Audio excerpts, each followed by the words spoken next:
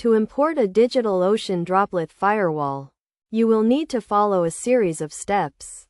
First, you need to create a new firewall or use an existing one.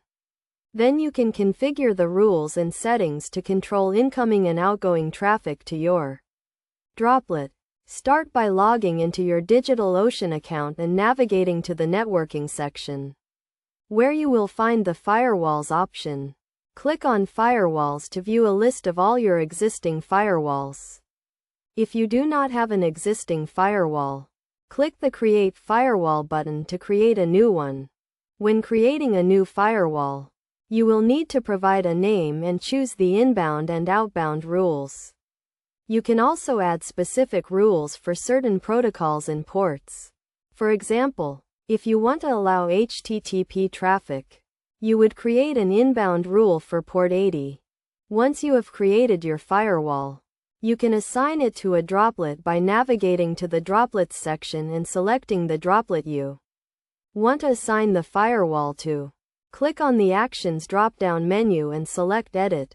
Then scroll down to the Firewall section and select the firewall you created from the drop-down list. Alternatively, you can also import a firewall configuration from a JSON file. To do this, navigate to the Firewalls section and click the Import Firewall button. Select the JSON file containing your firewall configuration and click the Import Firewall button.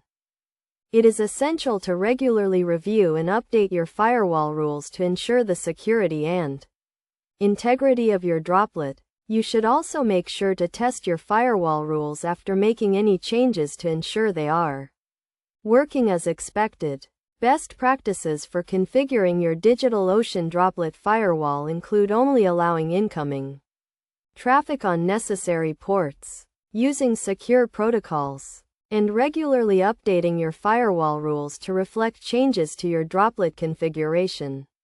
By following these steps and best practices, you can ensure your DigitalOcean Droplet is secure and protected from unauthorized access.